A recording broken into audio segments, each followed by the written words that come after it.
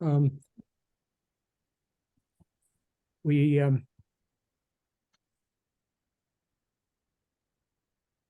excellent. Let's start with a prayer. Dear Heavenly Father, we come before you with gratitude for rain. Guide our hearts and minds as we consider ways to use your life-giving rain to preserve this fragile earth, our island home. Amen. Amen. And I'd like to follow that with an acknowledgement of the land here in Arizona. We here in the Diocese of Arizona recognize the over 22 Native American tribes who are the original inhabitants of this land. We honor their past, present, and future, their past, present, and future care of this land alongside all God's people. So this evening, in the next few minutes, for an hour, we're going to work toward a goal. And the goal I've set for our time together is to enhance rainwater harvesting by every parish in the Diocese of Arizona. And we will start with the parishes represented on our webinar today. And first, I will try to inspire action, and then we will teach methods to harvest rainwater. What I discovered in preparing for our time together, I went to our public library and did a keyword search, and I keyword searched on rainwater harvesting, and that brought up a lot of resources. And I think if you use that as a way to search for additional resources for your particular project and activity, you'll be quite rewarded. I was able to discover that the city of Flagstaff in 2012 put out a stormwater, it's called residential rainwater harvesting. And Laurel has been able to give everybody a copy of this on your email that invited you to the webinar. So keep that email in your computer file, and you'll be able to scroll through 19 or 20 pages of their publication entitled Residential Rainwater Harvesting, a Guide to Water-Wise Planning and Design. They borrowed information and illustrations from the city of Santa Fe and put together a really good guide. Much of this information is covered in our main resource for this evening. And Laurel, could we see the first slide?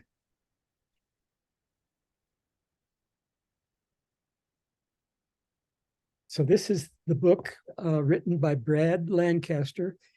He's from Tucson, and he got Gary Paul Nabhan, who's also from an Episcopalian from Tucson, to do the foreword. These two individuals present as the title indicates, rainwater harvesting for dry lands. So it's an Arizona-based publication. And if your public library doesn't have this book, my bet is your librarian will order it for you. It's available in its third edition from Amazon. He talks in this volume 1 that I've shown the cover here. He talks about a volume 2 and a volume 3. My library has number 2, but she couldn't locate a source for number 3. So I'm not sure about those second 2 volumes, but this volume 1 that's pictured here was published in 2006, and it's very comprehensive, and I recommend it highly. And we're going to open this book, and if we can see slide 2, he organizes his book around the 8 principles of successful rainwater harvesting. And I just realized that I would like to take a step back and stop the slides for a second and have us go across our attendance, and each of us say our name and where we're from. And Laurel, if we could get the names back up, they disappeared again.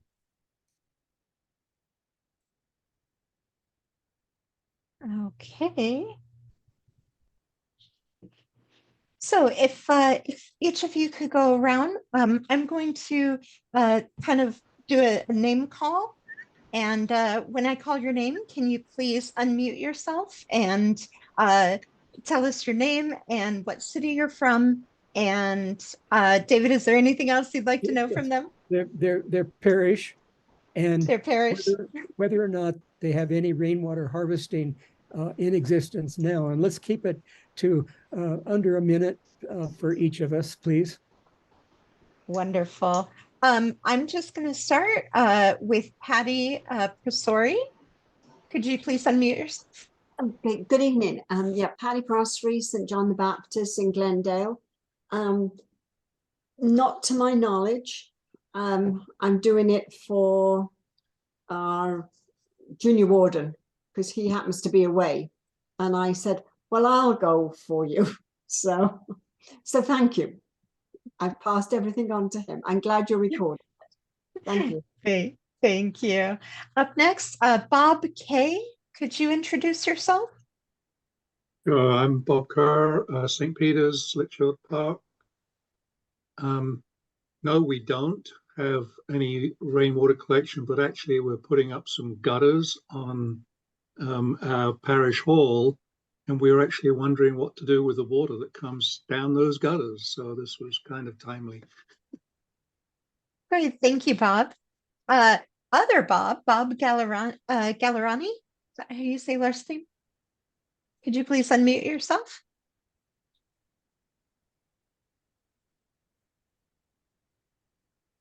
I think you might mean Bob Delaney. I'm with St. Matthew's Episcopal Church in Tucson, and personally don't have any active water harvesting. I think at our church, in our parking area, we have some water catchment areas for the runoff from the parking lot.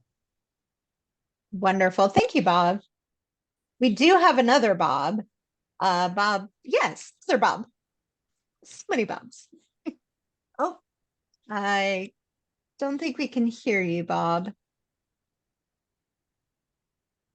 Oh. Unfortunately, I don't think we can hear you. If you could just put your name and your information in the chat, then we can continue on. The next person I'd like to call in is Patricia Anderson. I'm from St. Matthew's in Tucson, Arizona, and no, we're Sacred Journey has been talking about doing this, and we have to find out about it. Wonderful, thank you, Patricia. Daryl Zook. I am also from St. Matthew's in Tucson, and yes, we have been talking about it in our Sacred Journey meetings, but this is a chance for us to actually start thinking about it more seriously. Thank you. Thank you, Daryl. Patricia Glinsky. I'm from Wickenburg, St. Albans, and we don't have anything going on there for water. Well, welcome. The next person that I see is Debbie, and Debbie, I just asked to unmute for you to unmute yourself. I'm Debbie Carapeza. I'm from St. Matthew's in Tucson, Arizona here. And personally, no, I don't have anything going on, although I live in Academy Village, and around this area, we do have some rainwater harvesting. Oh, thank you so much, Debbie. And Bob just put in the chat, it's Bob Gallerani, St. Albans, Tucson, and no, they don't have any rainwater collection at the moment. Marilyn from Christ the King, Tucson. I'm Marilyn Beasley from Christ the King. We do not have any water recycling at this point, but we're looking to possibly put in a garden, run some property on our land. And so we're looking at the prospects of how to nourish it. Wonderful. Thank you so much, Marilyn. Gina Bowers.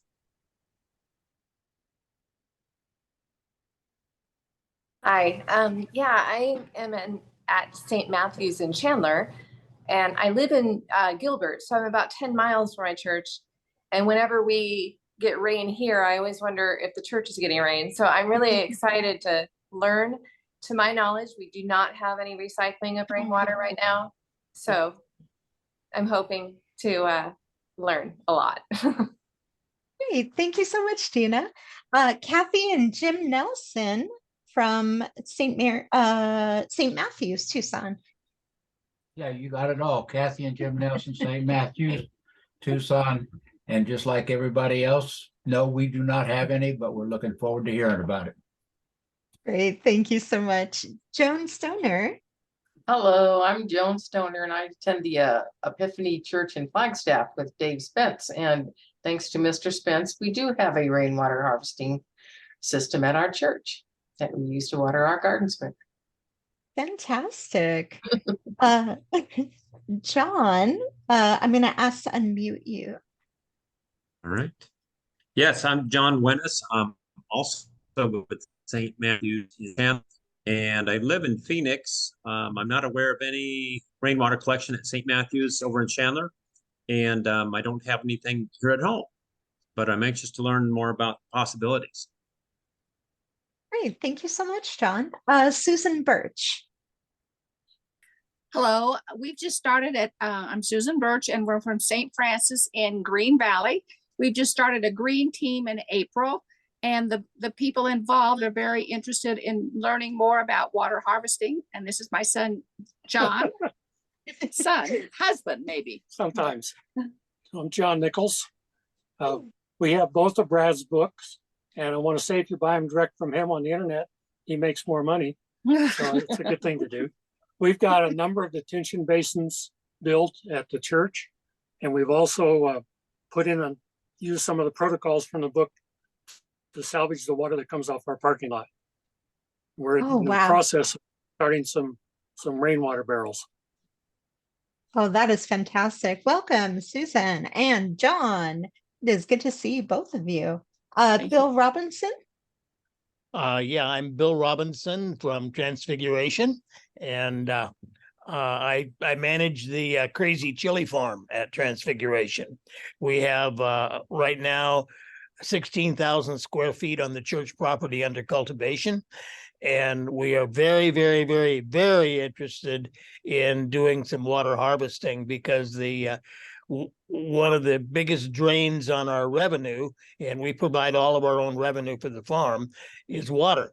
So we are extremely interested. We also happen to have two 80-foot buildings with peaked roofs, which give us very close to 16,000 square feet of surface area that we can collect water off of. So. Wow, that's great to hear. Kim Krecka. Hi, everyone. Kim Krecka from St. Matthew's in Tucson. Our Sacred Journey group normally meets on Thursdays, and we decided not to meet tonight so that we could be here for this discussion. So that's why so many of us are here.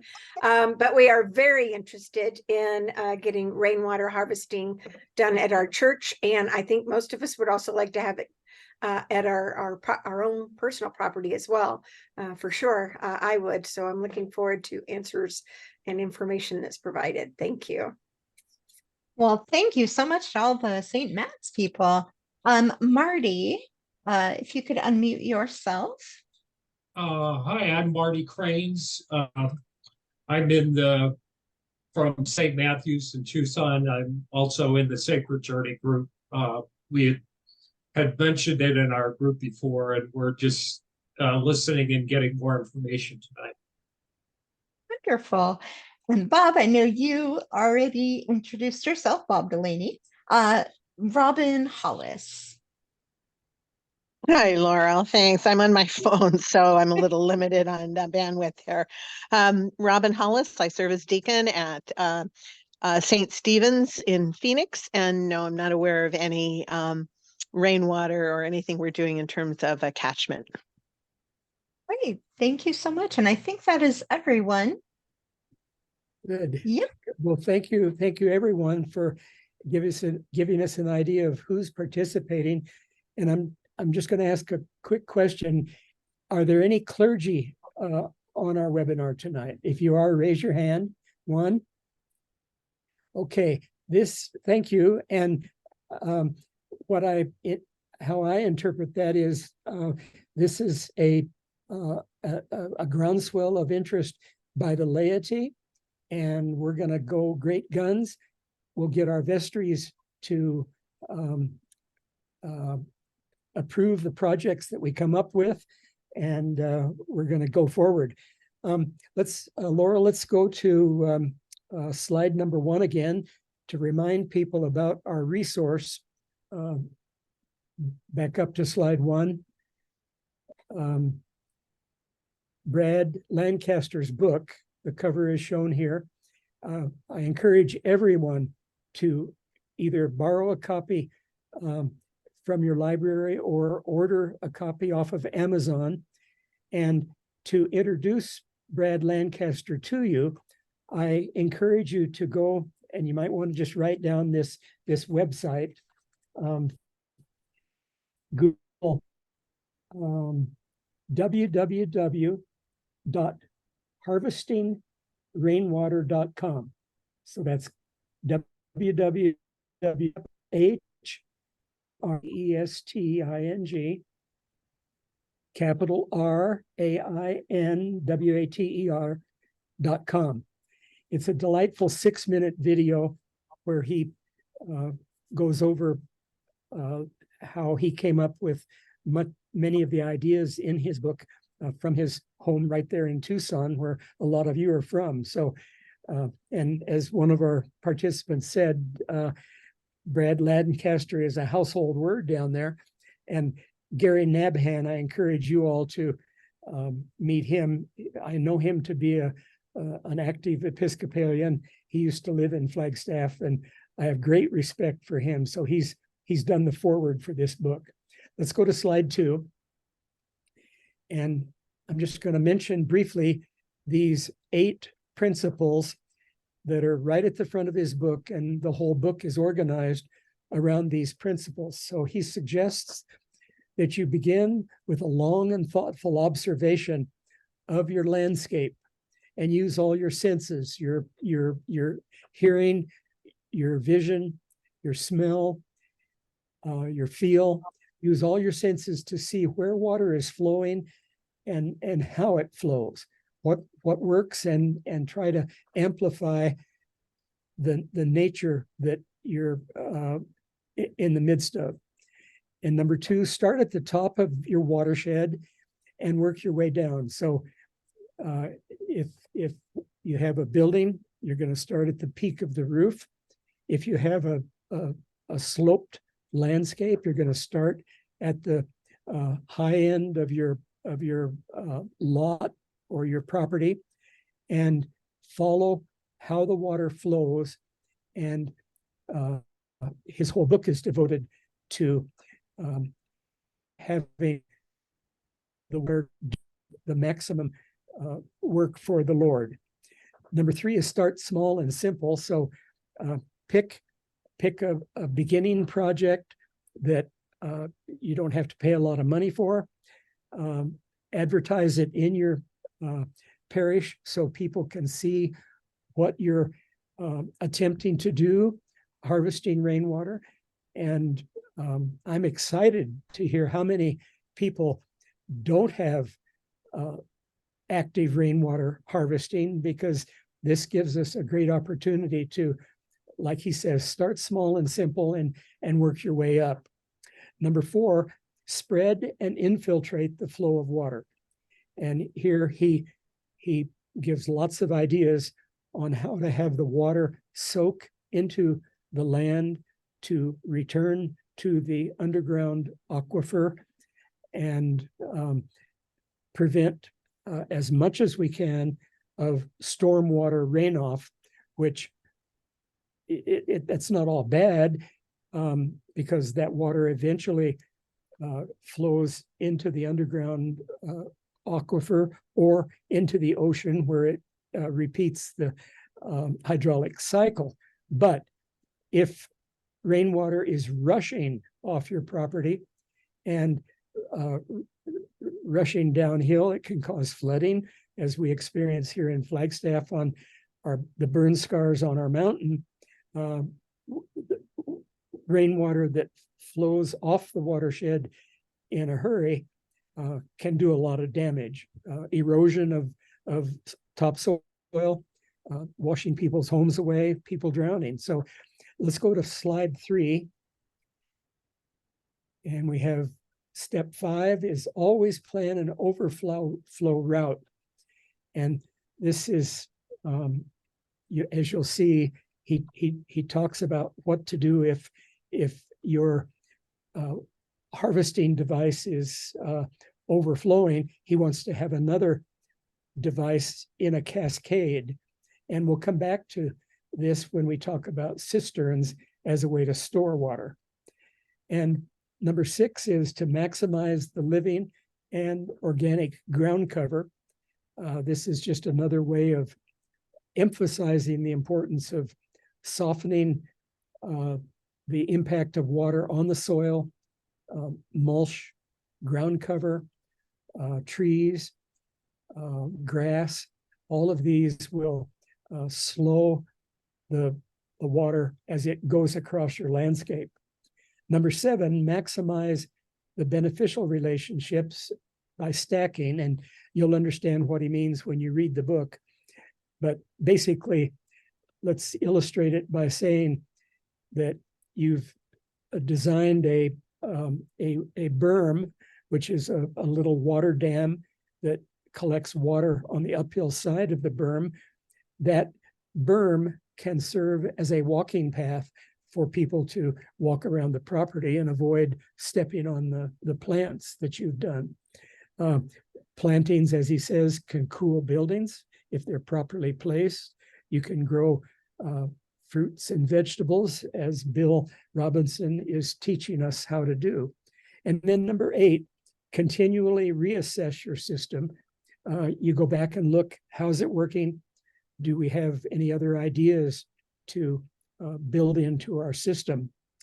So let's go now to slide 4, and I'm going to show you a series of slides of what we've been able to do at Epiphany Church in Flagstaff. So this is a street view of Church of the Epiphany, the only Episcopal church in Flagstaff. And you can see our beautiful craftsman style architecture from the outside. You see our huge peaked roof there in the foreground that covers our sanctuary. And the slope that you see here comes down to 2 French drains. We have 2 downspouts on this big slope, and the 2 French drains go underground to water that tree in the foreground. And by the way, that's a part of our biblical garden that was created by one of our parishioners. It's a wonderful way to view plants that are mentioned in the Bible. And this particular apricot tree, she found a verse in the Bible that talks about this very kind of tree. The next slide shows those 2 downspouts that come down, and if you let your runoff go into the ground, it should be positioned at least 10 feet away from your foundation. I was not able to achieve that. My two French drains are probably 5 feet away from the foundation, but it does provide good water, and our system does water the grass that we have around our church. Next slide. Now we're going to go to the other side of that huge peaked roof, and this is where I built a purpose-built rainwater catchment system. So this slope, the large roof slope there on the north side that we're seeing there. Next slide. I installed the gutters that you can imagine that run along the edge of this slope. It goes in the distance just beyond that tree that's leaning over. The gutter makes a right-hand turn. Next slide. And you can see where I've plumbed the gutter into a 3-inch PVC pipe that runs across the little alcove there. So that trough is made of 2x10s, and it's simply a wooden trough to hide the 3-inch PVC pipe, and it's consistent with the architecture. So the next slide shows how that 3-inch PVC pipe goes into our cistern. And the drooping pipe you see there is what's called a first flush system that I designed.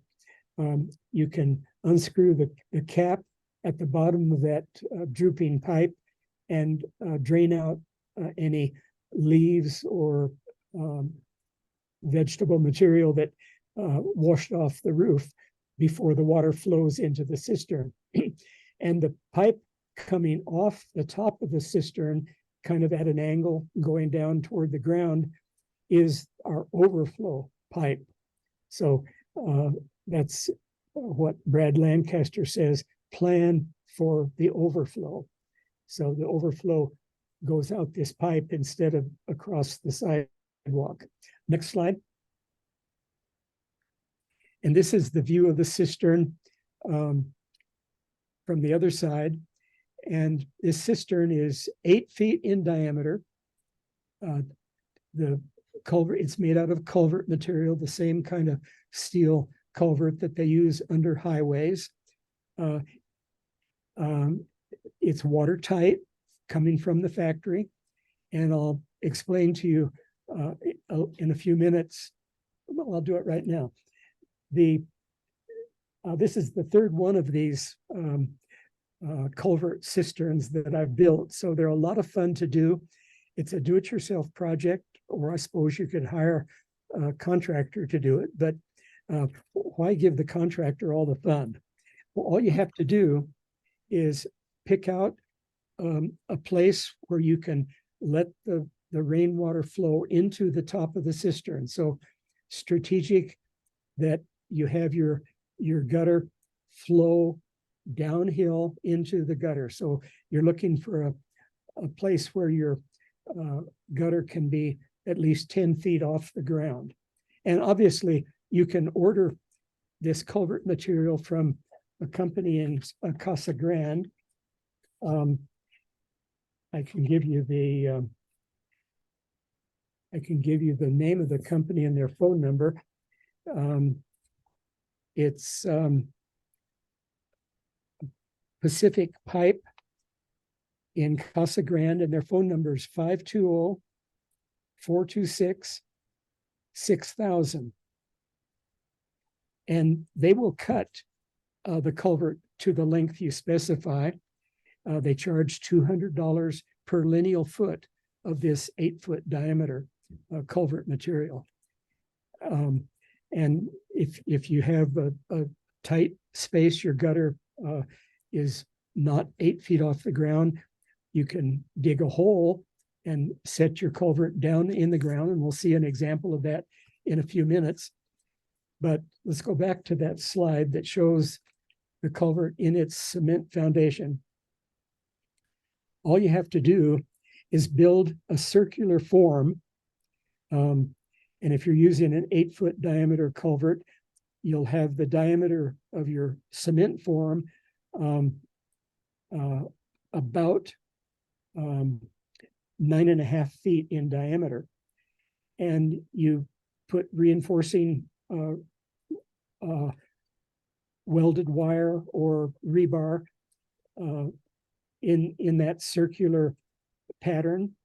You do your plumbing, so you have a pipe that sticks up 6 inches above the anticipated concrete floor, and that pipe goes down and makes a U-turn to come up to the hydrant you see at the bottom left-hand side of the cistern. And in our climate, we get freezing weather, so this is a frost-free hydrant, so the piping doesn't freeze. The water in the cistern does not freeze in Flagstaff. Now, if you were living above the Arctic Circle, you'd have to deal with possibility of water freezing. But in Flagstaff, we do get freezing weather for weeks at a time. But during the day, the sun heats up the metal tank and keeps ice from damaging the tank. We get 6 or 10 inches of ice on the top of the tank, but it doesn't damage this steel culvert material. And the vertical structure you see on the right side of the culvert going up and down is a measurement device to show you at a glance the height of the water. So I have a floating bowling ball on the end of this pulley. The pulley's at the top of the tank. The ball floats on the top of the water. And as your water level goes down and the bowling ball descends, it raises this metal weight you see in the track. So the higher the weight is, the lower your water level. And it's fun for people to track how much water we have left. Okay, let's go to the next slide. And this is a video of, we have lifted the tank over onto the wet cement. And when we get the tank in position, and I'll tell you what the proper position is, you go around the outside of the tank with a sledgehammer, as I'm going to show in this 10-second video. David, we have a question in the chat. Kim Krucka asks, how much did the culvert cistern at Epiphany cost? Right. That's a good question. If you do this project yourself, it'll run you about 50 or 60 cents per gallon of storage capacity. So buying a plastic tank, which we'll show pictures of in a second here, is around $1 a cubic foot.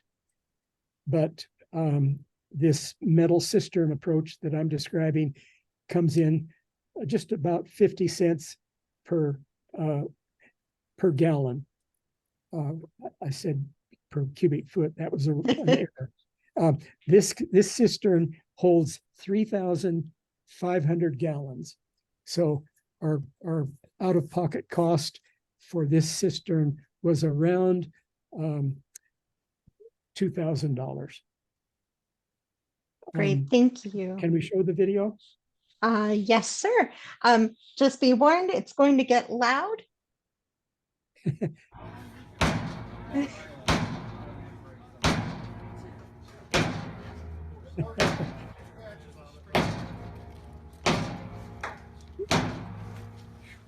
Laurel, we're not seeing the video. We hear it. Oh, no. The video is that book from Flagstaff. Anyway, I apologize. Let me show the video one more time. The key thing here is you pound the metal cistern with a sledgehammer to jiggle the cement to make a watertight. Let's go ahead and run the video to make a watertight seal around the bottom.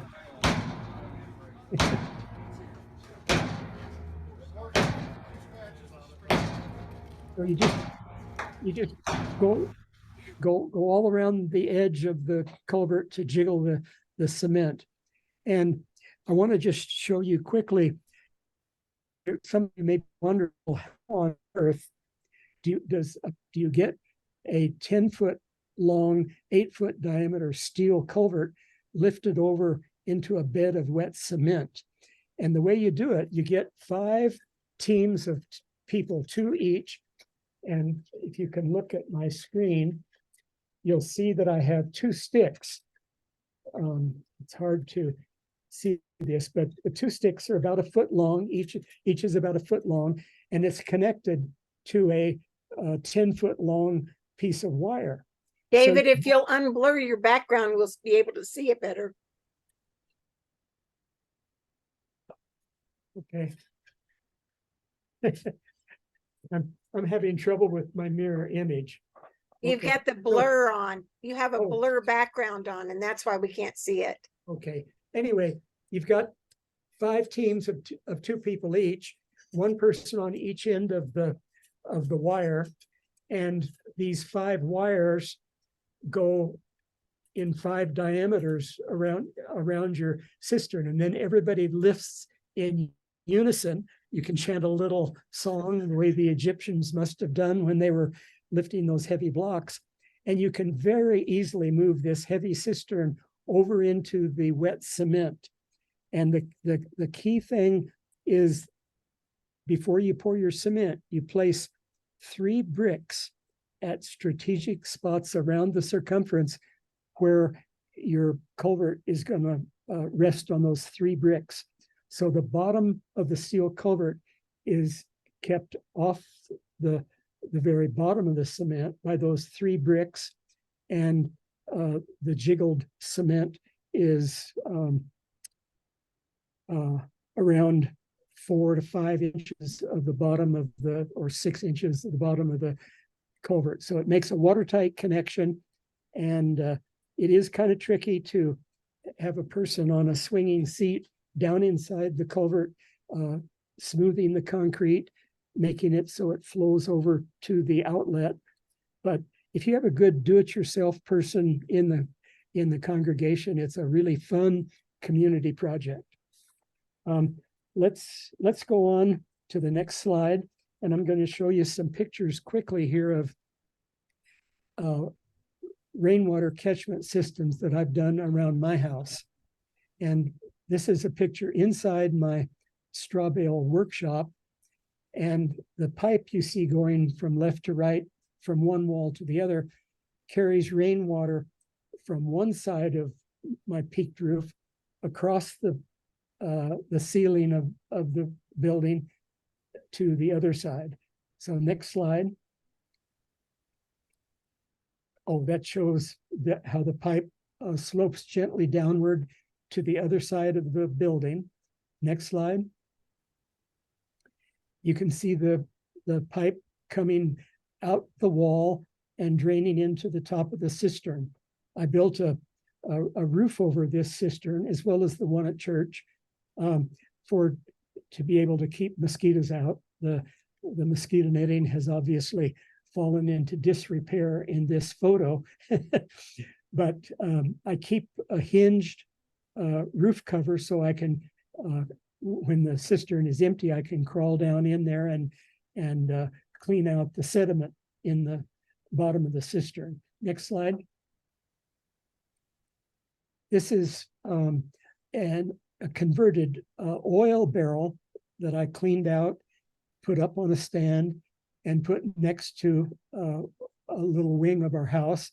And you can see how I have the gutter coming off the slopes of the roof, making a journey down through a piece of inner tube into this 1,000-gallon tank. Next slide.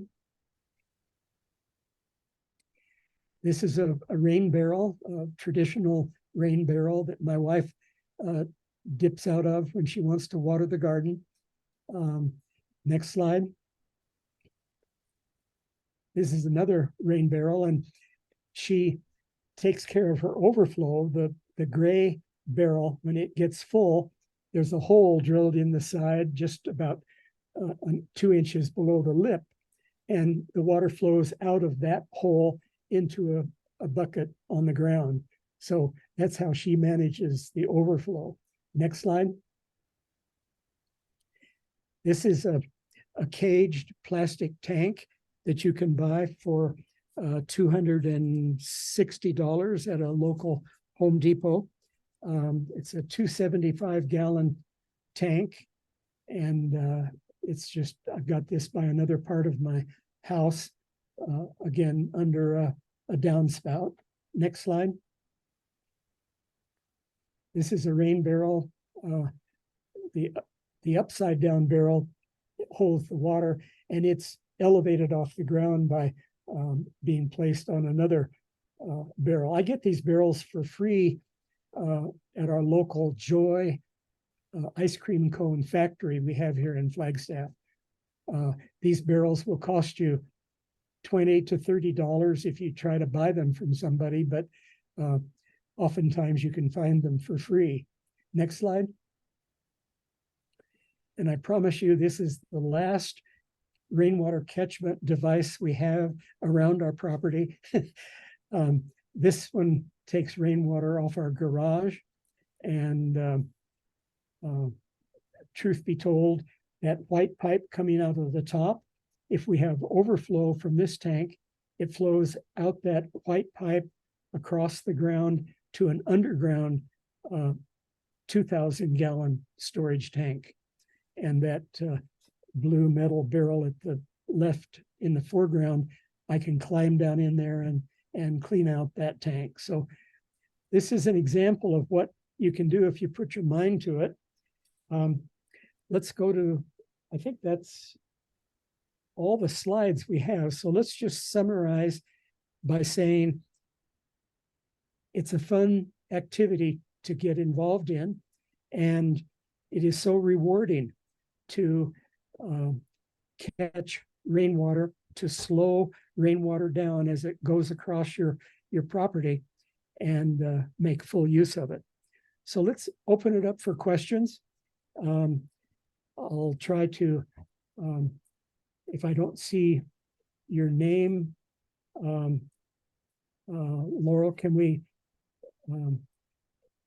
if you'd like to ask a question, why don't you wave your hand?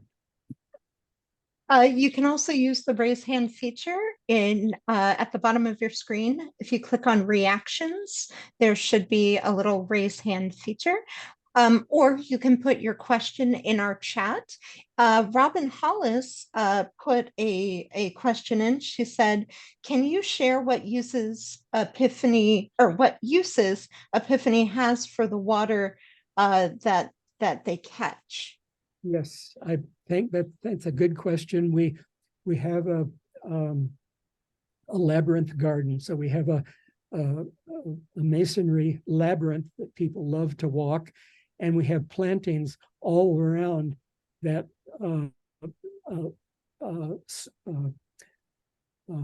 stone labyrinth. So we have trees, we have rose bushes, we have an oak tree, we have a little grapevine, and we purchased a electric water pump that's beside that hydrant, and the water pump creates enough pressure that we can bring water all the way around to the front of the church to water the grass in the front. So it's labor intensive to water. We do have an underground sprinkler system that uses city water, for which we have to pay our water bill if we use the city water. And of course, that city water is drinking water. So if we use city water, it's really not appropriate. As long as our cistern has water in it, and it does most of the year, the electric pump creates enough water pressure for a person to run a sprinkler on the grass in the front of the church, or to hand water with a hose at the back of the church around the labyrinth garden. Once again, if you've never watered a garden, it's a very meditative experience, and I highly encourage it. Does that address your question? The total cost for the cistern at Epiphany was probably around $2,000. We did it entirely as a do-it-yourself project. I drove down to Casa Grande to pick up the culvert. I had it tied on the top of my pickup bed. And the secret, of course, to transporting a big hollow metal tube like this is to let the wind blow through the culvert as you go 60 miles down the interstate, and just have it tied tightly onto your truck. We did the cement mixing with a little electric powered 1.5 cubic foot cement mixer. We had a team of about 10 people doing wheelbarrows and shoveling, and we got the cement all mixed in a period of about 45 minutes. We were able to lift the cistern over into the wet cement and jiggled it properly, and it's been working for the last 7 years, no problems. Another question. No, I believe you had your hand up. Yeah, is there a way that you can do a cutout door at the bottom of your culvert, so if you can clean it out without having to crawl all the way down inside? Bill, I would recommend against that.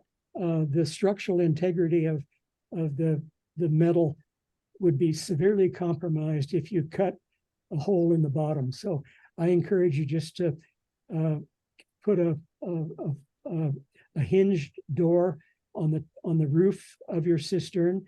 You do want to have a roof to keep out mosquitoes and lizards and children, or teenagers who want to take a bath in it. But you can put a ladder up of it, drop a ladder into the culvert, and if you've got a flexible person who doesn't mind getting wet, it's pretty easy to clean out. So don't cut a hole in the bottom. By the way, I want to give you all a formula. If you want the formula is in Brad Lancaster's book, so you don't have to write it down. But I found myself wondering, how do I figure out how much water we'll be able to store in a cylindrical cistern? And if you just multiply pi, which is 3.14, by the radius squared, so in this case, an 8-foot diameter cylinder has a radius squared of 16. 4 times 4 is 16.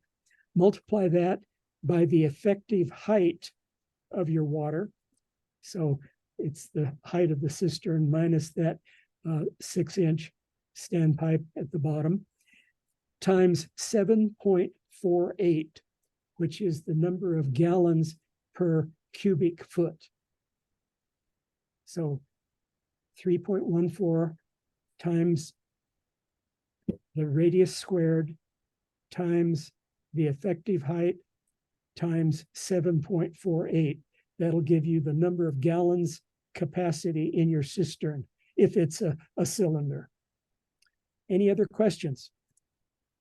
Yeah. I'm sorry, I didn't raise my hand, but I two things. Do you have an estimate of how much money you think you have saved in terms of your water use in the last 7 years, or maybe just by yearly or monthly even? And then how much upkeep does it require? How many maybe hours a month? Or I assume that depends on how much rainfall you get. But I'm just trying to get an estimate so that go to our vestry for this. I have some answers. Yeah, I don't have an accurate answer for you. I'll say a couple things though. The cistern is very durable, so it's a a 20, 30 year, 40-year lifespan. And if you can do water conservation at your church, low flow faucets and low flow toilets, and a modern dishwasher, if you have one, I can guarantee you'll get a return on your investment in 5 or 7 years. But I know that's not an accurate answer. The maintenance, it depends entirely on your gutter system. If you have leaf guards for your gutters, that'll be a big help. Otherwise, you do need to get somebody up on a ladder every year to clean the leaves and the mud out of your gutters. And then your piping system should have that first flush feature built into it.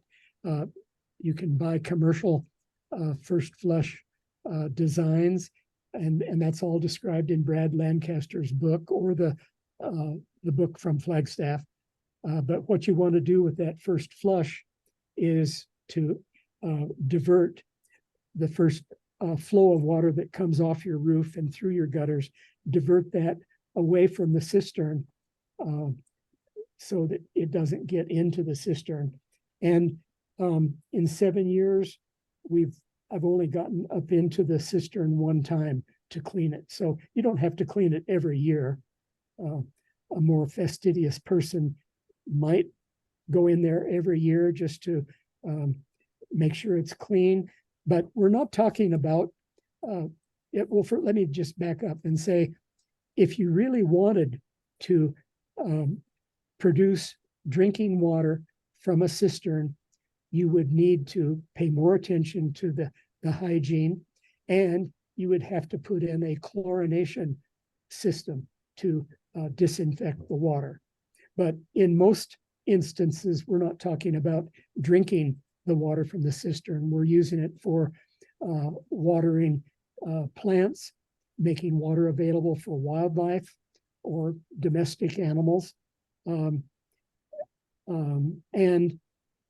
for preventing the erosive kind of runoff that you get otherwise.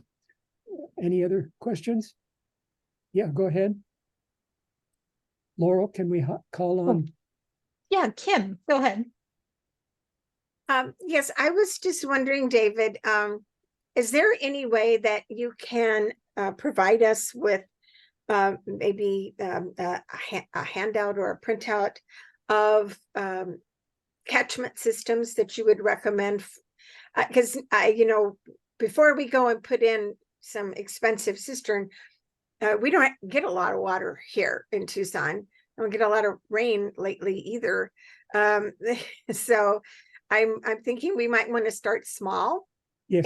And try to capture something first and see how that works, and then move on from there. But we don't know where to begin. And I tried to search Home Depot for that caged system, and I believe I found it as an intermediate bulk container, I believe is what someplace called it. And I couldn't find that at Home Depot. So well, I was wondering if you could provide that information for those of us that are on this call, because I think it might be very helpful for us at our homes as well as at our churches. Absolutely. And your question is very much on target. Get Brad Lancaster's book and watch his 6-minute YouTube video. I can give you that web site again.